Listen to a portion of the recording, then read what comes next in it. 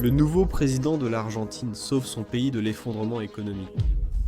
Après 2 années de récession, le produit intérieur brut de l'Argentine connaît désormais une croissance de 7,7% d'une année sur l'autre, mieux que ce que quiconque aurait pu espérer. L'hyperinflation disparaît et le gouvernement enregistre son premier excédent budgétaire depuis des décennies. C'est la première fois depuis, presque 100 ans que l'Argentine revient à la normale. C'était autrefois l'une des nations les plus riches du monde, et maintenant, elle est en voie de prospérer à nouveau. Voyons ce que fait le président Milei pour développer l'économie de son pays.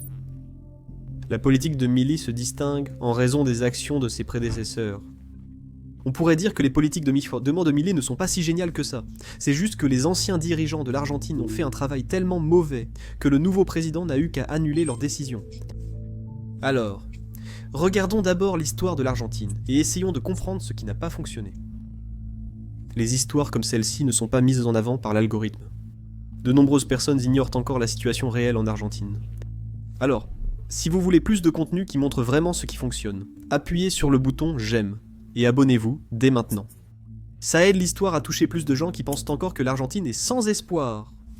Le pays d'Argentine est relativement jeune, puisqu'il a obtenu son indépendance de l'Espagne en 1816 et sa constitution en 1853. Cette constitution, inspirée des États-Unis, a fait de l'Argentine une démocratie représentative. Au début, l'Argentine était l'endroit où il fallait être. Son produit intérieur brut par habitant a dépassé celui de nombreux pays européens, des années 1890 aux années 1910, et il a même dépassé celui des États-Unis certaines années. Cela était principalement dû aux exportations de bœuf et de blé de l'Argentine, grâce à la région fertile des Pampas dans le nord-est. L'Argentine était une destination prisée pour les investissements étrangers, car des gens du monde entier voulaient en y profiter de sa croissance économique rapide. La nation a attiré des millions d'immigrants de pays européens comme l'Espagne et l'Italie, dont beaucoup ont choisi l'Argentine plutôt que les États-Unis. La population de l'Argentine est passée d'un demi-million, au moment de sa fondation, à environ 5 millions, en 1900. Et pendant ces décennies de croissance rapide, le pays a étendu ses frontières géographiques vers l'ouest et vers le sud. Mais au XXe siècle, tout cela s'est détérioré. Dans la ville de Buenos Aires, qui connaissait une croissance rapide, les gens n'avaient pas assez d'emplois parce que l'Argentine n'avait pas beaucoup d'industrie. Lorsque la dépression mondiale a frappé en 1929, le produit intérieur brut de l'Argentine a chuté d'un quart. Les gens ne voulaient plus des produits agricoles argentins, et les exportations totales sont passées de 1,537 milliard de dollars à 561 millions. Cela a provoqué un chaos politique massif. Et en 1930, des militaires ont pris le pouvoir lors d'un coup d'État. C'était le début de la décennie infâme. Et la croissance économique de l'Argentine s'est arrêtée net. La corruption gouvernementale et les politiques favorisant les propriétaires terriens ont stoppé la croissance rapide des décennies antérieures. Après la décennie infâme, la situation ne s'est guère améliorée. En 1943, un autre groupe de chefs militaires a pris le contrôle du pays lors d'un coup d'État. L'un des généraux, Juan Perón, est devenu président en 1946 et était très populaire. Toutefois, sa politique économique laissait à désirer. Il a signé des accords anti-commerciaux pour stimuler les industries internationales. Mais en conséquence, l'Argentine a raté l'essor du commerce mondial après la Seconde Guerre mondiale. Les industries argentines n'ont pas suivi le rythme mondial, n'ayant pas eu besoin d'innover ou de rivaliser à l'international. De plus, le président a utilisé d'importantes dépenses publiques pour financer des programmes sociaux et redistribuer la richesse. Il a aussi décidé que le gouvernement plafonnerait les prix du marché pour essayer d'améliorer le coût de la vie. Ces mesures l'ont rendu très populaire à court terme, mais les inconvénients sont vite apparus. Pour financer ses politiques, Perón a recouru à l'impression monétaire, une stratégie nommée financement inflationniste. De 1948 à 1950, le peso a perdu environ 70% de sa valeur, et le taux d'inflation a atteint un pic de 50%. En 1955, Perón a perdu le pouvoir suite à un coup d'État militaire. Le parti de Perón a été interdit par les généraux et il a été exilé. Les 10 années suivantes ont apporté un chaos absolu au pays, avec différents mouvements politiques et factions militaires qui se sont affrontés pour le pouvoir. En 1962, il y a eu un nouveau coup d'État militaire. En 1966, le général Juan Carlos Onganía a pris le pouvoir lors d'un coup d'État nommé la Révolution argentine. Il a instauré un régime autoritaire qui a dirigé le pays pendant 7 ans. Sa politique économique a échoué, provoquant des révoltes populaires contre lui. Cela a contraint l'armée à lever l'interdiction contre Perón et à organiser de nouvelles élections. En 1973, Perón est revenu d'exil et a entamé son 3e mandat présidentiel. Mais le pays était trop instable pour retrouver l'équilibre. Même parmi les partisans de Perón, différentes factions s'affrontaient. Perón a essayé de reconstruire le pays, mais il est mort en 1974. Sa femme, Isabel Perón, a pris le pouvoir. Et c'est à ce moment-là que l'économie a vraiment commencé à s'effondrer. La crise pétrolière mondiale de l'année précédente était déjà un énorme choc, et le gouvernement a décidé de lutter contre cela en imprimant de l'argent. C'était une décision terrible, car cela a conduit à l'hyperinflation. Au début de 1976, le taux d'inflation annuel a atteint un chiffre ahurissant de 600%. Pour les chefs militaires, c'était une nouvelle raison de faire un coup d'État. Le gouvernement militaire suivant, appelé le processus de réorganisation nationale, est devenu l'une des dictatures les plus infâmes de l'histoire du pays.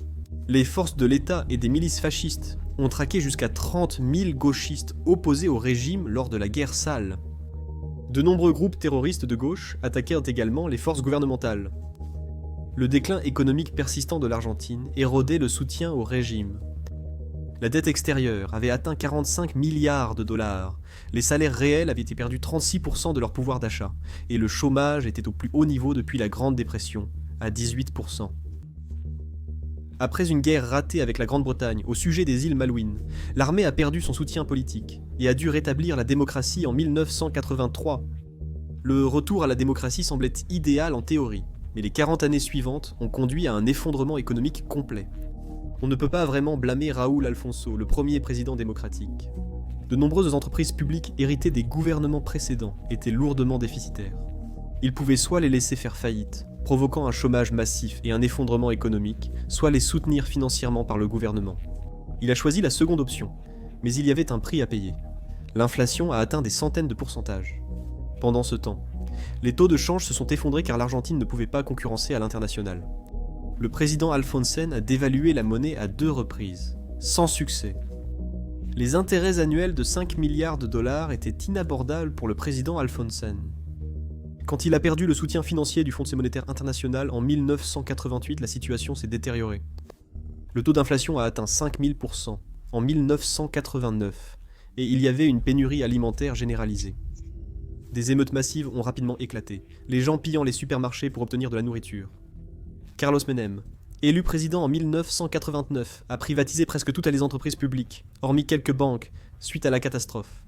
L'Argentine rouvrait enfin au commerce international, mais il était déjà trop tard. De 1975 à 1991, les prix ont augmenté de 20 milliards de fois en raison de l'hyperinflation, et les salaires ajustés au pouvoir d'achat ont chuté spectaculairement. Dans les années 1990, l'industrie argentine était au même niveau qu'en 1940. Beaucoup d'entreprises argentines n'étaient pas capables de concurrencer à l'international, et le pays a eu un déficit commercial de 22 milliards de dollars entre 1992 et 1999. Le président Menem a aggravé cette situation lorsqu'il a indexé le peso sur le dollar par la loi. L'idée était de stabiliser le peso et réduire l'inflation, mais peu après, cela a mené à une surévaluation de la monnaie. En gros, cela signifiait que le peso valait plus qu'il ne vaudrait dans des conditions de marché libre. Les exportations ont chuté et les entreprises ont dû baisser leurs prix, ce qui a entraîné une baisse des salaires, une hausse du chômage et une récession. Pour sauver l'économie, Menem a augmenté les dettes de l'Argentine afin d'apporter un soulagement temporaire, mais le prix serait payé par la prochaine administration. En 1999, Fernando de la Rúa a été élu président. Le dollar était en hausse à l'époque, ce qui rendait le peso encore plus surévalué et aggravant la récession. Cependant, le plus grand problème pour l'administration de la Rúa était l'énorme dette extérieure de l'Argentine, qui avait dépassé 50% du produit intérieur brut.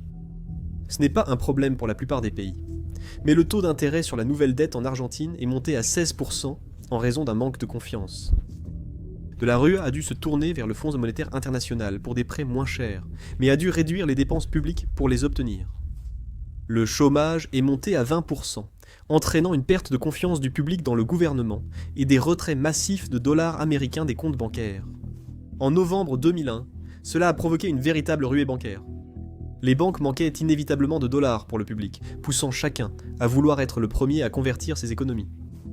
Pour éviter l'effondrement des banques, le président de la RUA a limité les retraits à 250 pesos par semaine. Mais la population argentine n'a pas apprécié cela. Fin 2001, d'énormes émeutes ont éclaté à Buenos Aires et dans d'autres grandes villes. Le président de la RUA a déclaré l'état de siège national, mais les émeutes n'ont pas cessé avant sa démission. Pour aggraver les choses, l'Argentine a fait défaut sur 132 milliards de dettes publiques. Ce fut le plus grand défaut de paiement gouvernemental mondial, marquant le début de la Grande Dépression de l'Argentine. Cela a également conduit à des troubles politiques, puisque le pays a eu 5 présidents en seulement 2 semaines.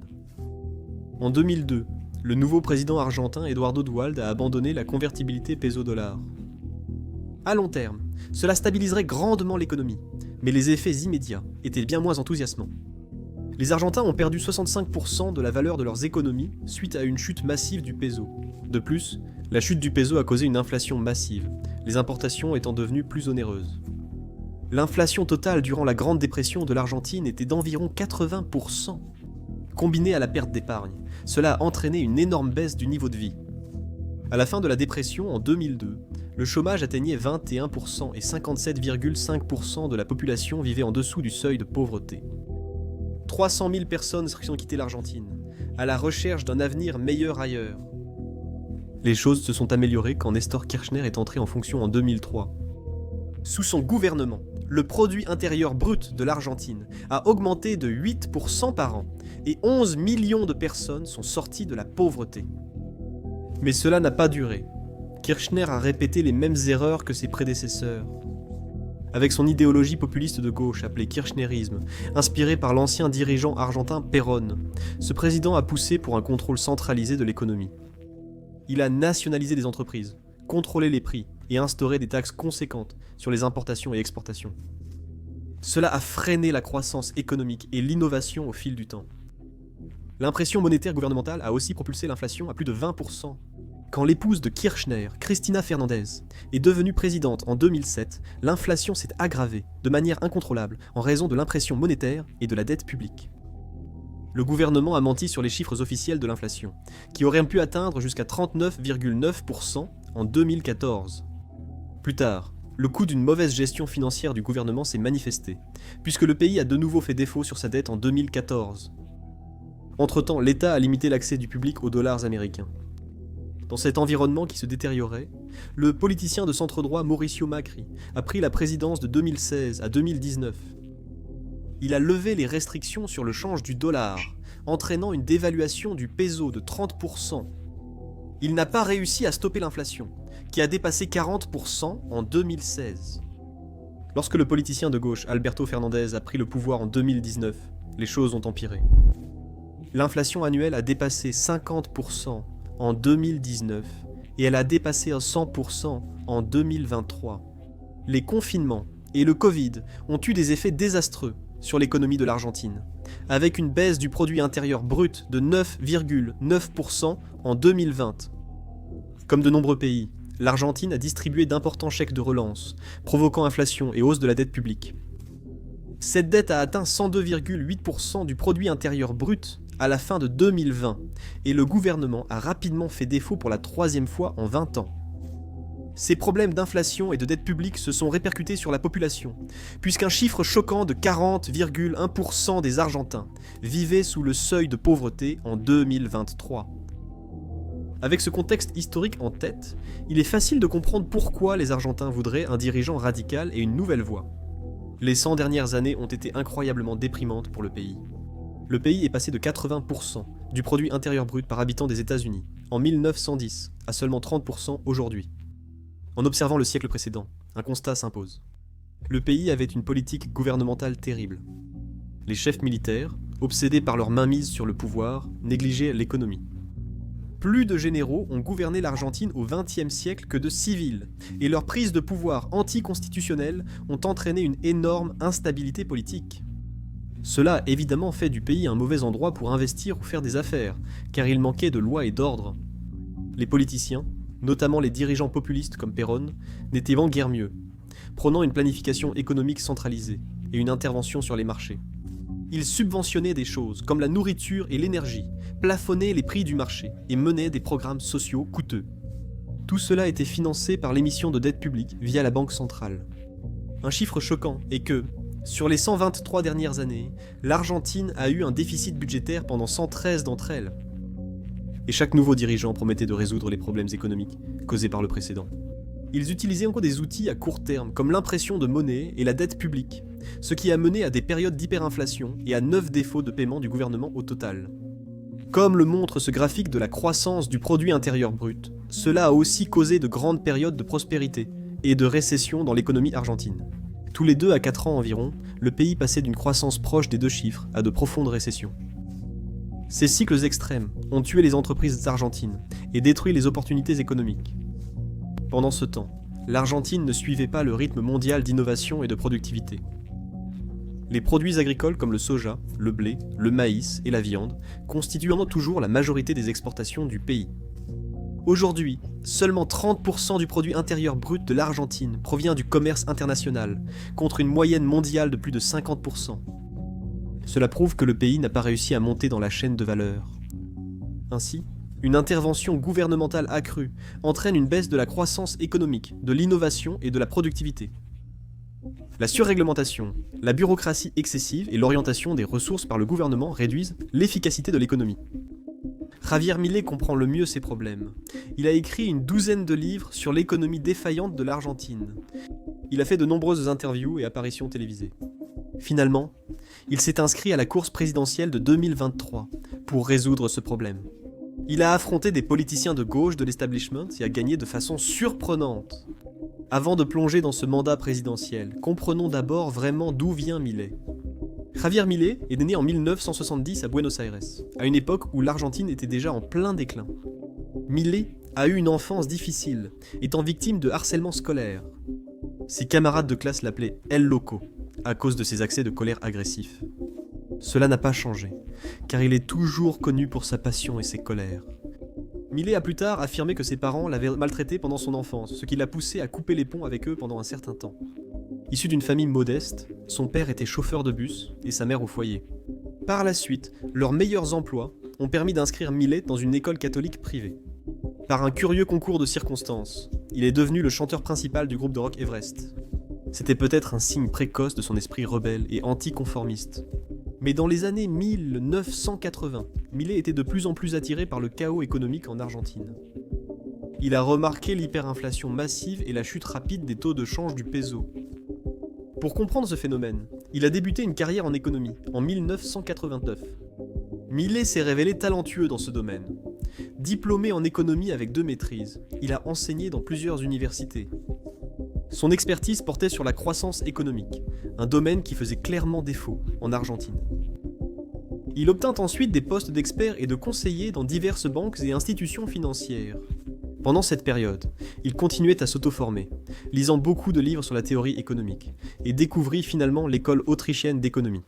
Cela a façonné le reste de sa vie, fondant sa pensée politique et économique sur cette école de pensée. C'est un groupe d'économistes fondé à la fin du XIXe siècle, connu pour leur anticonformisme persistant. Ils prônaient une intervention minimale du gouvernement, des marchés libres et l'abolition de la banque centrale. Milei a été très impressionné par cette théorie économique, déclarant que tout ce qu'il avait enseigné sur la structure du marché pendant 20 ans et dans ses cours de microéconomie était faux. Cette conviction explique aussi pourquoi Milei est devenu un anarcho-capitaliste ou un libertarien radical, souhaitant idéalement abolir le gouvernement et avoir une société basée sur la liberté et les droits individuels. Bien sûr, les entreprises aussi, toutefois, il ne se tournerait pas tout de suite vers la politique. Le véritable tournant dans la carrière de Milei fut sa présence accrue à la télévision nationale. Il a été l'un des critiques les plus virulents de la gauche à partir des années 2010. En 2018, il a été l'économiste le plus diffusé à la télévision argentine, avec 235 interviews.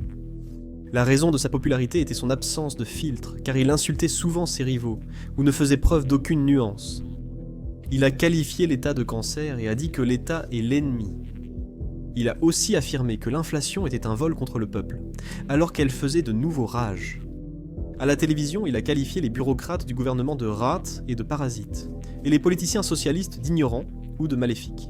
En plus de blâmer clairement la gauche pour les problèmes de l'Argentine, Milei a également proposé une solution, à savoir l'adoption radicale du libre marché.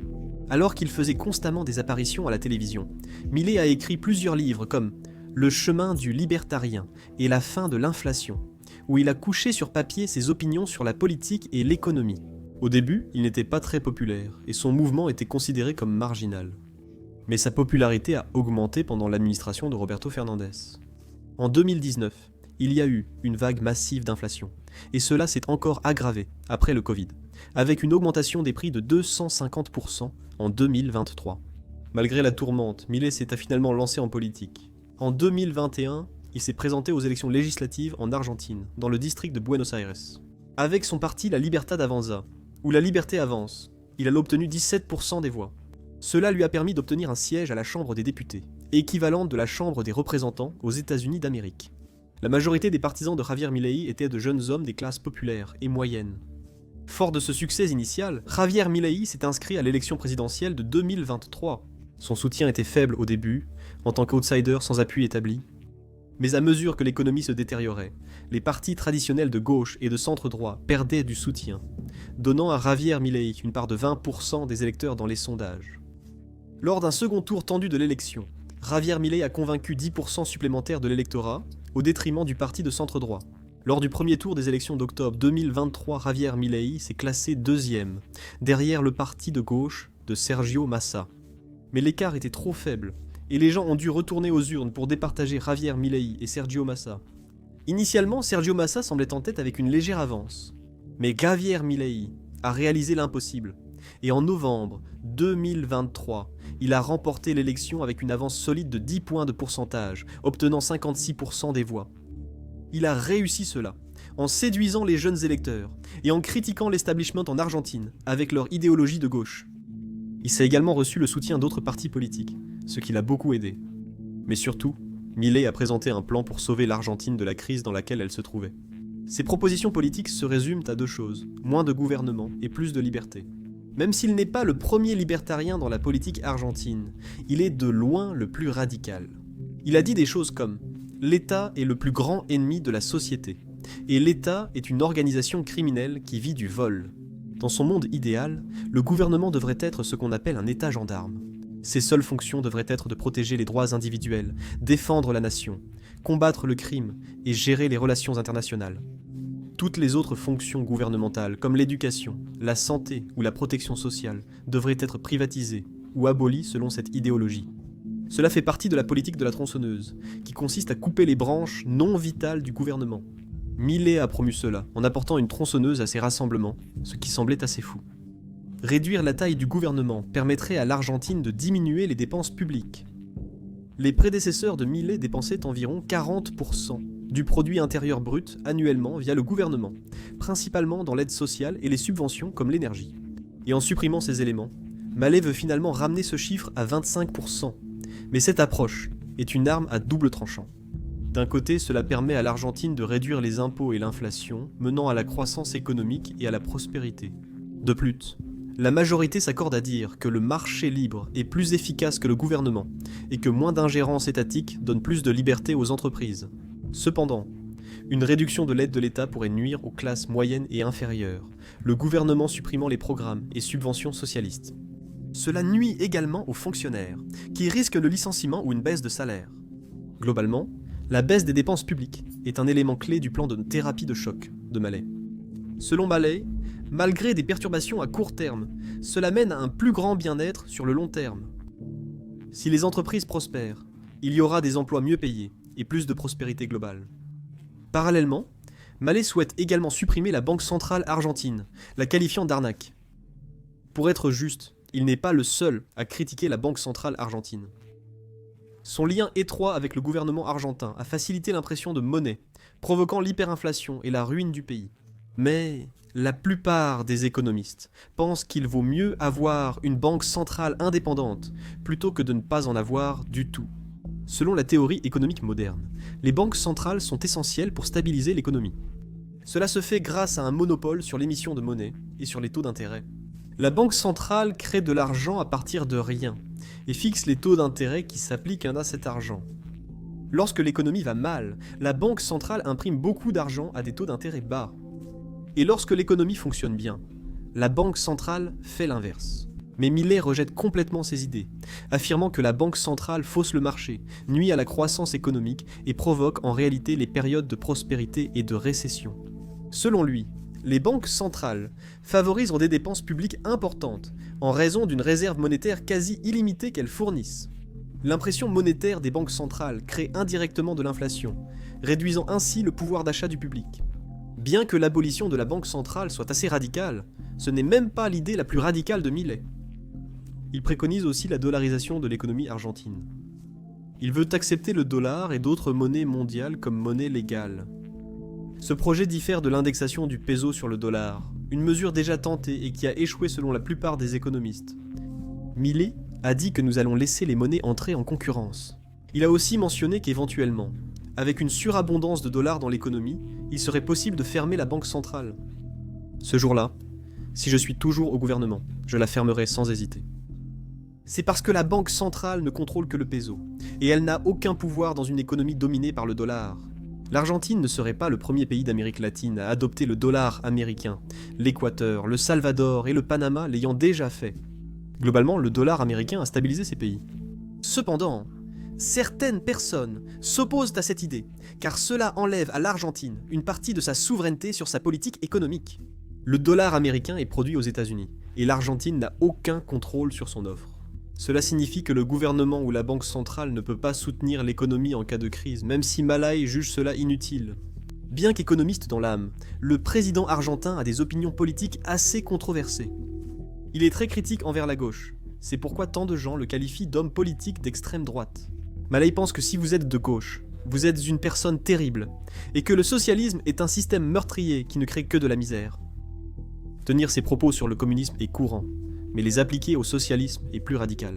Millet, en s'alignant avec la droite, a affirmé que le changement climatique est un mensonge socialiste et que l'idéologie du genre est du marxisme culturel. Ces choses ont attiré beaucoup de critiques de la part des médias et des opposants de Millet, puisqu'il a été surnommé El Loco, ou le fou. Mais la haine de Millet envers le gouvernement et l'élite de gauche était incroyablement populaire en Argentine. Après tout, imaginez simplement ce que c'est que de vivre dans un pays qui est en déclin depuis des décennies, et des décennies sans fin. Beaucoup de personnes des classes populaires et moyennes en Argentine ne se soucient tout simplement pas de ce que les médias ou les politiciens de gauche ont à dire. Un an après le début de la présidence de Javier Milei, les gens veulent toujours du changement. Nous pouvons maintenant juger de ses performances. Les opinions politiques sur ses actions sont très divergentes. Le président argentin et le nouveau président américain Donald Trump partagent de nombreuses similitudes, même sur des sujets non économiques. Il s'est retiré de l'Organisation mondiale de la santé, veut lutter contre l'immigration illégale et souhaite renforcer les forces de l'ordre. Il a aussi supprimé plusieurs ministères, dont celui des femmes, du genre et de la diversité. Il a également lancé une guerre contre le wokisme, qu'il affirme être un cancer qui doit être éradiqué. Les politiques de Millet suscitent de la controverse et divisent la société entre ceux qui l'adorent et ceux qui le détestent pour cela. Un an après le début de sa présidence, la cote de popularité de Millet était plus élevée que celle des deux présidents précédents, indiquant une bonne performance.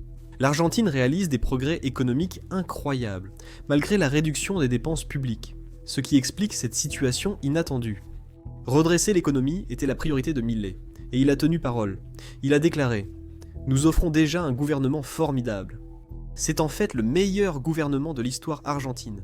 Croyez-le ou non, mais les chiffres économiques ne mentent pas. » L'Argentine est sortie d'une récession de 2 ans, qui avait commencé en 2023, et l'avenir est prometteur pour l'Argentine.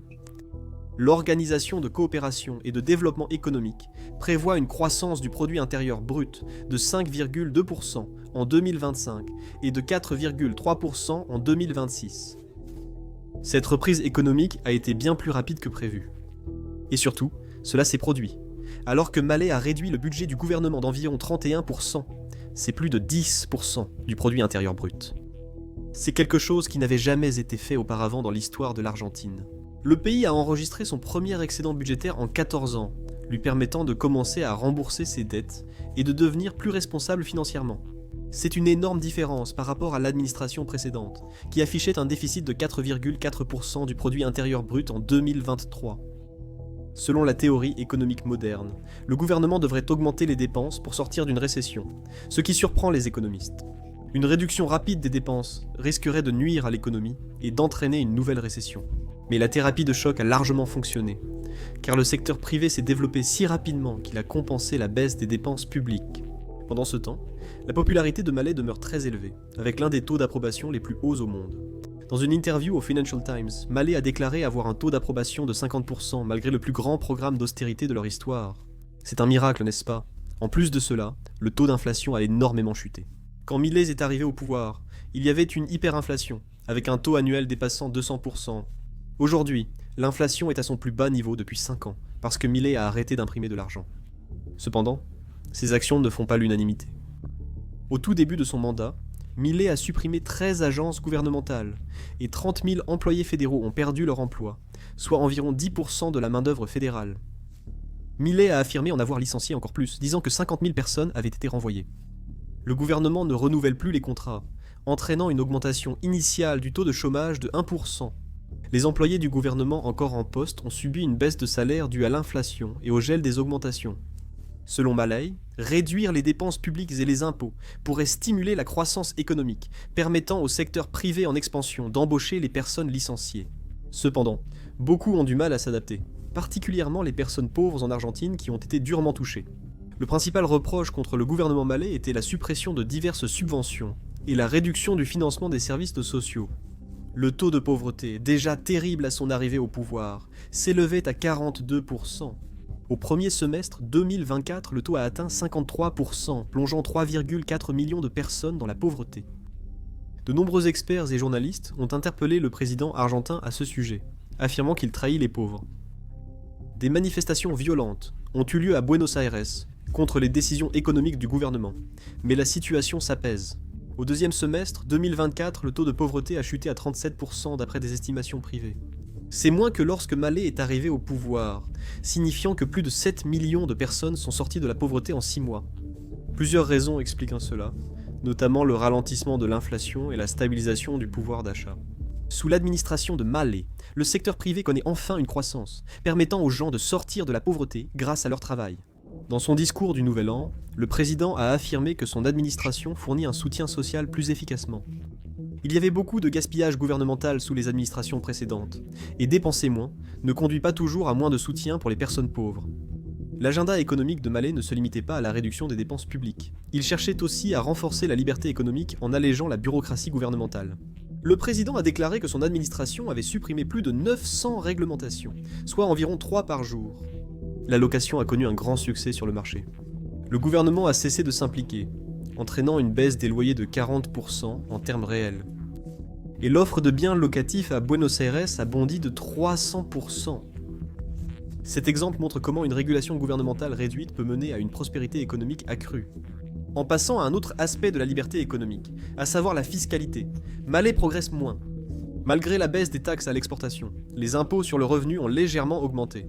Le président veut être responsable sur le plan fiscal, et il est difficile de réduire les impôts tout en sortant d'un déficit budgétaire. Milei a promis de commencer à réduire les impôts cette année, ce qui aiderait les consommateurs et les entreprises. À terme, il veut réformer complètement le système fiscal pour le rendre beaucoup moins complexe. Il veut qu'il n'y ait pas plus de 6 types d'impôts, supprimant ainsi 90% des taxes existantes.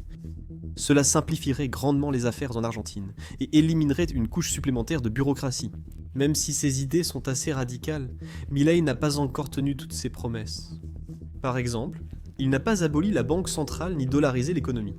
La raison en étant que cela déstabiliserait trop l'économie, au point que Milei perdrait son soutien et serait probablement évincé.